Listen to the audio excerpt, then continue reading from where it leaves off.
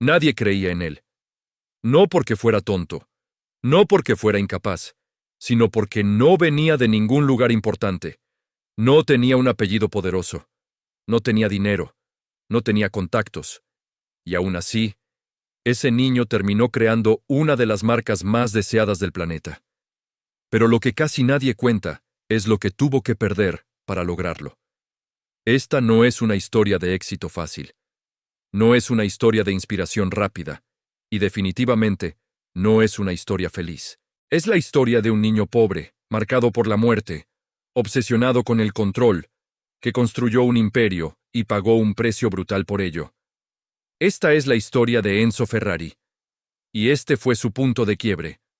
Cuando pensamos en Ferrari hoy, pensamos en lujo, en elegancia, en exclusividad. Pero la Italia donde nació Enzo Ferrari no tenía nada de eso. Finales del siglo XIX. Italia era un país joven, pobre y fragmentado. La industrialización apenas comenzaba. La mayoría de la población vivía al día. Nacer en Italia en 1898 no era una ventaja. Era una condena a la incertidumbre. Y Enzo Ferrari nació justo ahí. En Módena, una ciudad pequeña, lejos de los centros de poder, lejos de las grandes industrias. No nació rodeado de privilegios, nació rodeado de ruido mecánico. El padre de Enzo, Alfredo Ferrari, tenía un pequeño taller. No era un gran empresario, no era un industrial, era un hombre que sobrevivía arreglando metales, herramientas, piezas. La familia Ferrari vivía con lo justo. No pasaban hambre extrema, pero tampoco había margen para el error. Si el taller no funcionaba, la familia caía. Y esto es muy importante entenderlo bien. Enzo Ferrari no fue un niño de la calle, pero sí fue un niño sin red de seguridad. No había herencias, no había ahorros, no había un plan B. Todo dependía de ese pequeño taller y del trabajo diario. Cuando Enzo tenía apenas 10 años, su vida se partió en dos. Primero, murió su padre, Alfredo. Poco tiempo después, murió su hermano mayor, Dino, en la Primera Guerra Mundial. 2 muertes. 2 pilares de su vida. En cuestión de meses. De pronto, el ruido del taller se convirtió en silencio. La casa se sintió vacía. La poca seguridad que tenía desapareció por completo. Enzo quedó solo con su madre, en una Italia dura, en una época brutal. Y aquí ocurre algo clave, algo que muchos biógrafos pasan por alto. Enzo no procesó la pérdida emocionalmente, como lo haría un niño normal. La procesó como una amenaza existencial. Desde muy pequeño, aprendió de la peor manera posible que todo lo que amas, todo lo que te da seguridad, puede desaparecer en un instante, sin previo aviso. Ese miedo a la pérdida, ese terror a la impotencia, no lo abandonó jamás. Se convirtió en el motor secreto de toda su vida. Un poco antes de esta tragedia, a los 10 años, Enzo asistió a su primera carrera de autos. El rugido ensordecedor de los motores, el olor a combustible quemado, la velocidad suicida, el riesgo constante, todo eso hizo algo dentro de él. Pero no fue solo emoción. Fue la revelación de un orden. En un mundo caótico e impredecible donde podías perderlo todo, los autos seguían reglas físicas. La velocidad obedecía a las leyes de la ingeniería. El control del piloto sobre la máquina era absoluto. Y ahí, en medio de ese caos controlado, decidió algo que definiría su vida para siempre.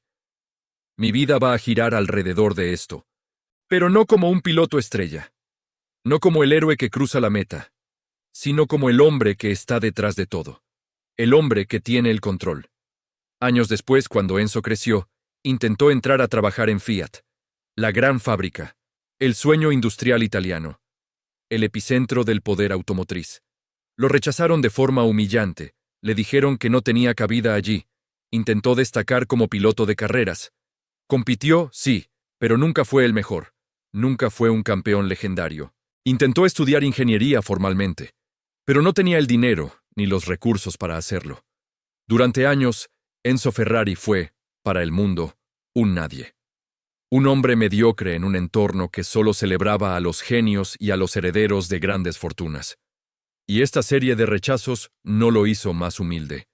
Lo hizo más resentido, más determinado a demostrar que todos estaban equivocados. Finalmente, Enzo encontró trabajo en Alfa Romeo.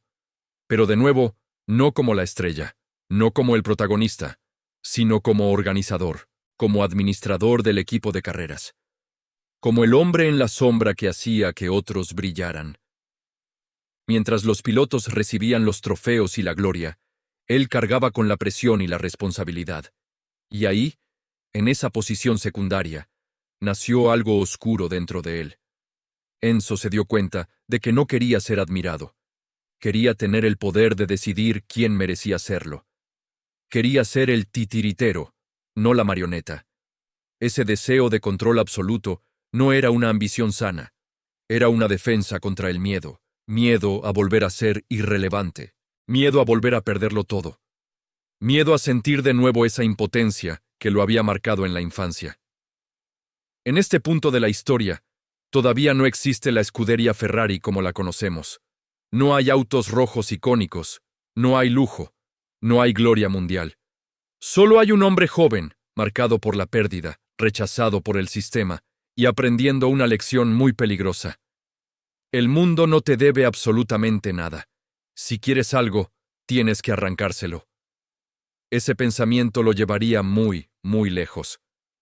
Pero también le cobraría una factura personal que nadie, ni siquiera él mismo, estaba preparado para pagar. Enzo Ferrari todavía no había creado su leyenda, pero ya había perdido demasiado. Y lo peor, lo más doloroso, aún no había llegado.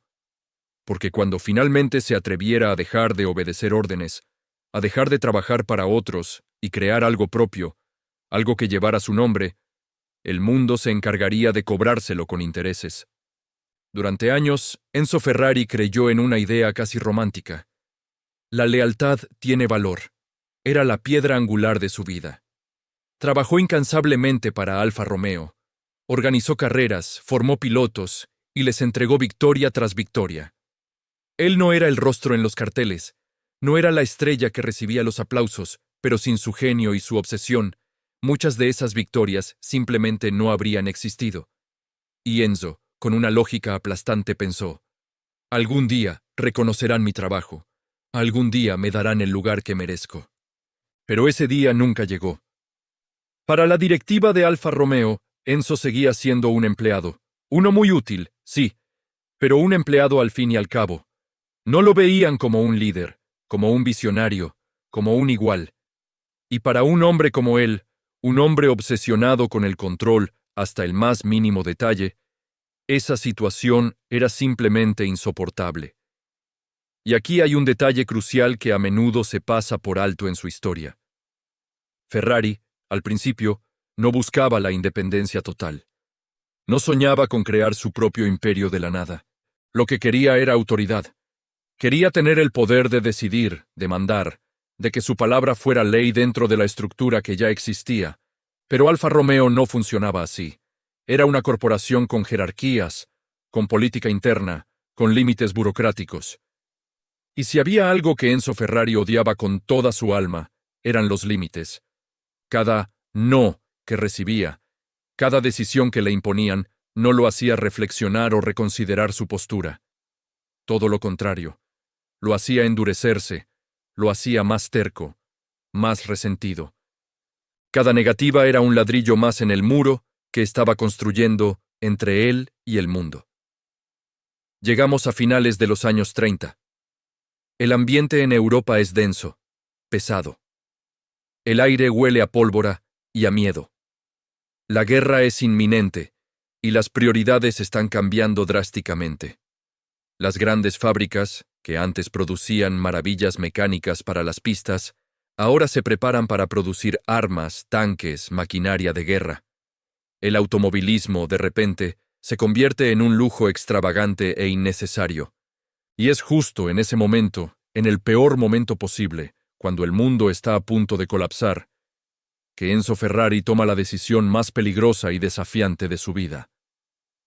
En 1939 rompe definitivamente con Alfa Romeo, pero no es una despedida amistosa. No se va con aplausos ni con una palmadita en la espalda. No se va con respaldo financiero ni con promesas de futuro. Se va cargando con tres cosas muy pesadas: un resentimiento profundo, un orgullo herido y una obsesión por la victoria que seguía completamente intacta. Alfa Romeo, molesta por la partida de su empleado más brillante y rebelde, le impone una condición que no era solo legal, era humillante. Le prohíben usar su propio apellido, Ferrari, en cualquier proyecto automovilístico durante varios años. Imagina lo que eso significa. Un hombre cuyo único propósito es construir un legado, un nombre que resuene por la eternidad, y le prohíben usar su propia identidad. Para la mayoría de las personas, ese habría sido el golpe de gracia, el final del camino.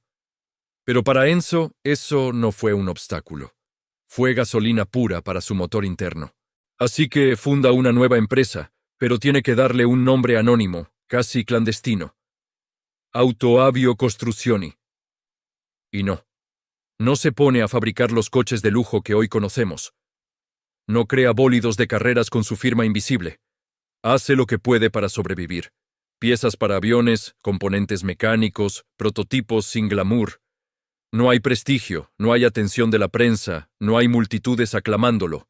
Solo hay trabajo duro, horas interminables en el taller y una idea fija, martilleando en su cabeza día y noche.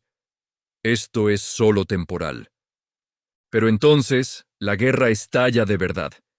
Y si las cosas ya eran difíciles, ahora se vuelven imposibles. La Segunda Guerra Mundial no perdona a nadie. Las sirenas antiaéreas se convierten en la banda sonora de la vida diaria. Las fábricas son objetivos militares, y la suya es bombardeada, reducida a escombros y cenizas. Una vez más, la destrucción. Como cuando era un niño y vio su mundo desmoronarse. Como cuando perdió a su padre y a su hermano en la epidemia. Enzo Ferrari vuelve a quedarse, literalmente, con nada. Y aquí es donde ocurre un cambio fundamental en su psicología. Enzo no aprende la lección que muchos aprenderían. No aprende a soltar, a dejar ir, a aceptar la derrota. No. Aprende algo mucho más duro y, a la larga, más útil para él. Aprende a resistir. A apretar los dientes y aguantar, sin importar el dolor.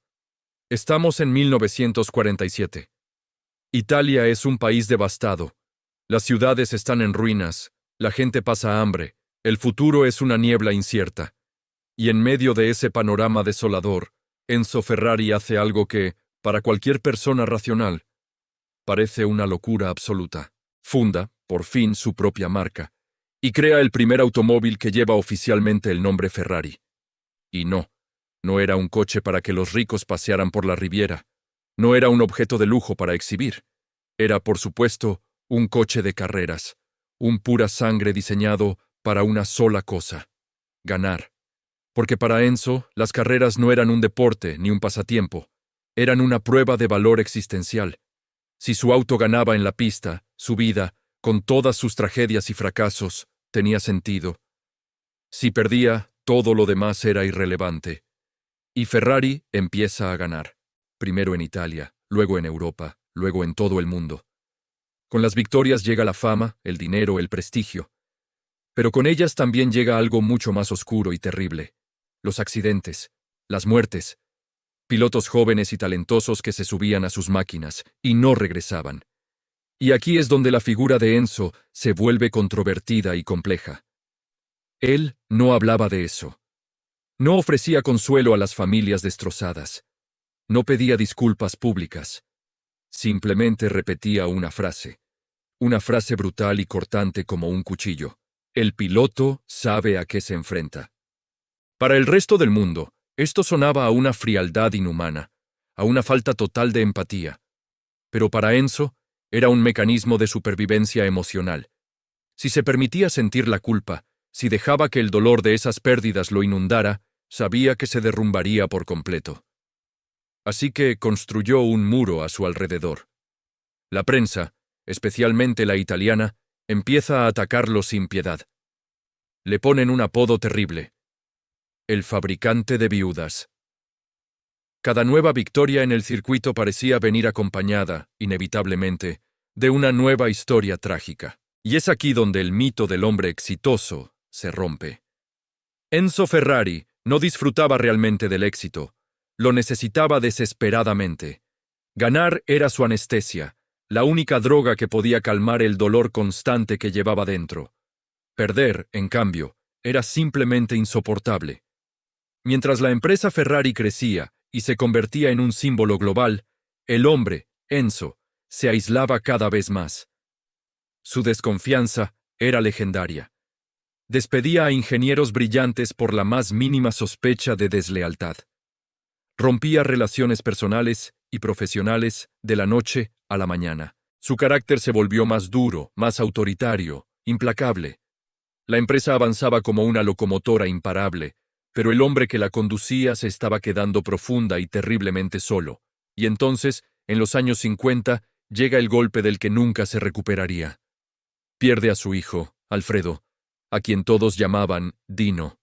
No fue en un accidente de carreras, lo cual habría sido, dentro de lo terrible, una tragedia comprensible en su mundo. Fue una enfermedad degenerativa, lenta y cruel. El golpe fue devastador, total. Y fiel a su naturaleza, Enzo Ferrari nunca habló públicamente del tema. Nunca. Desde ese momento, algo se rompió dentro de él para siempre. Empezó a vestir casi siempre de negro, como en un luto perpetuo. Se volvió aún más distante, más inaccesible. Se obsesionó todavía más con el trabajo, como si en el rugido de los motores pudiera ahogar sus propios gritos internos. Y se volvió, según quienes lo rodeaban, más cruel consigo mismo y con los demás. El éxito ya no compensaba nada. Las victorias ya no sabían a gloria. Solo eran un breve respiro antes de la siguiente batalla. Llegamos a finales de los 50 y principios de los 60. La marca Ferrari es famosa en todo el mundo, un icono de velocidad y diseño. Pero tras la fachada brillante, la estructura es frágil, acosado por problemas financieros, conflictos internos constantes, demandas por los accidentes y una presión mediática asfixiante. El mito empezaba a mostrar sus grietas.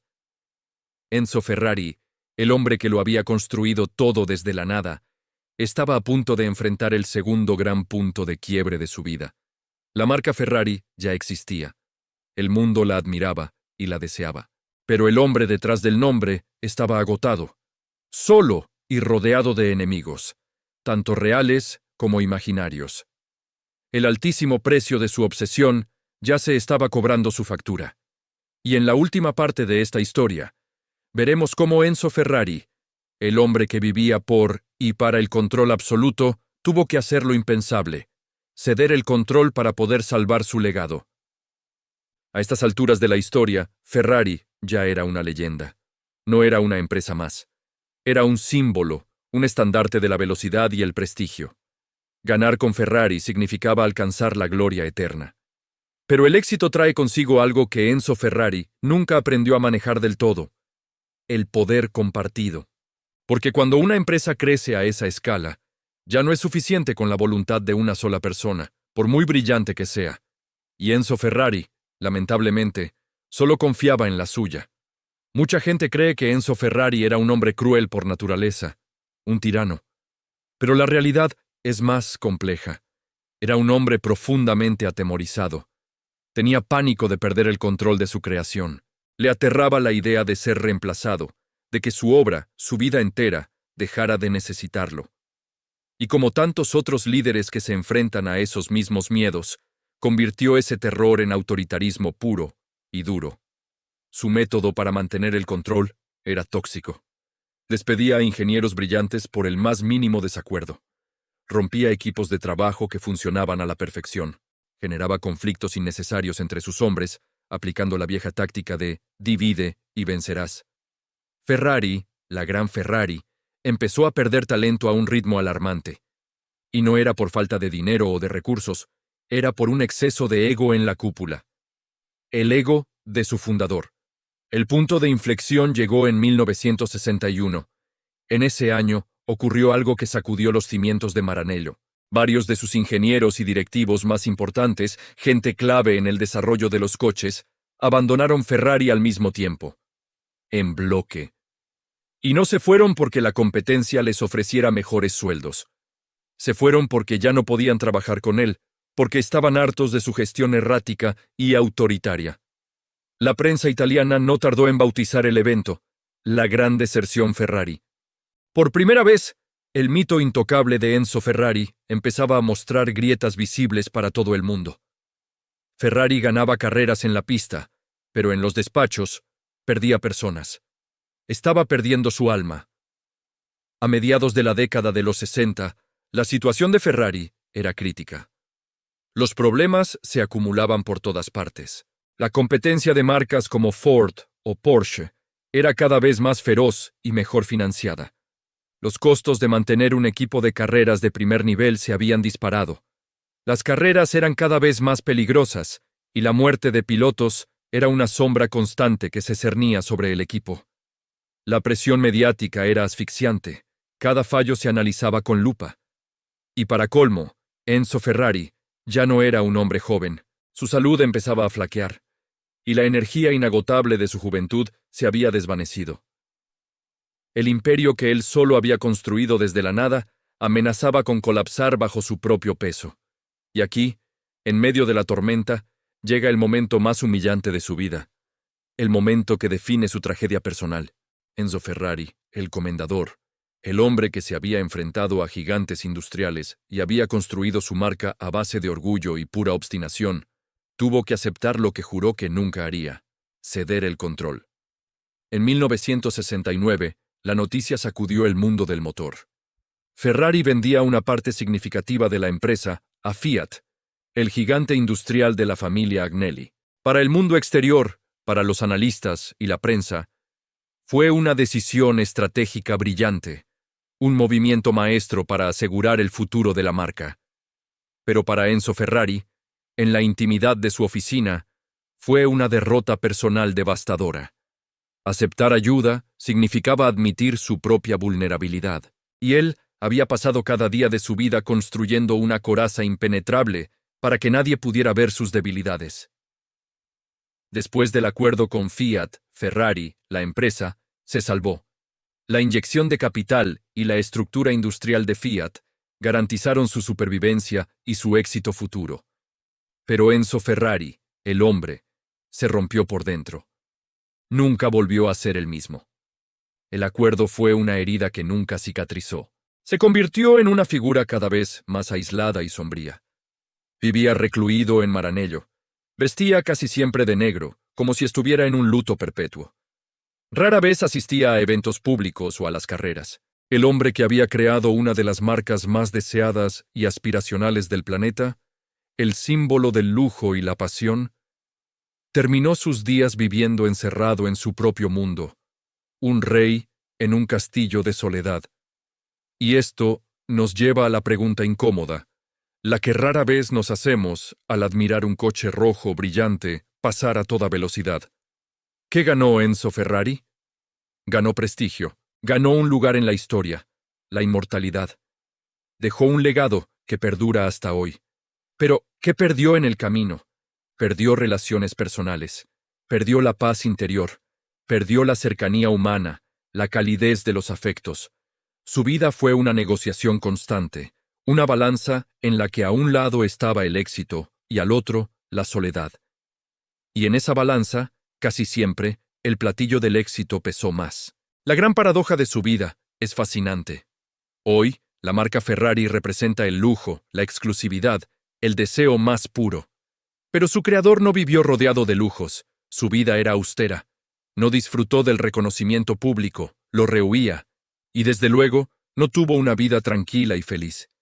El niño pobre de Módena, aquel en el que nadie creyó, lo logró todo, alcanzó la cima del mundo, todo, menos la felicidad. El precio brutal que pagó no fueron solo los pilotos que murieron en sus coches. No fue solo el dolor insuperable por la pérdida de su hijo Dino. Fue algo mucho más profundo, más sutil, que lo consumió durante toda su vida, vivir en una lucha constante contra el miedo a perder. Ese miedo fue el motor que lo impulsó a lograr lo imposible, el combustible de su éxito. Pero también fue la causa última de su profunda soledad.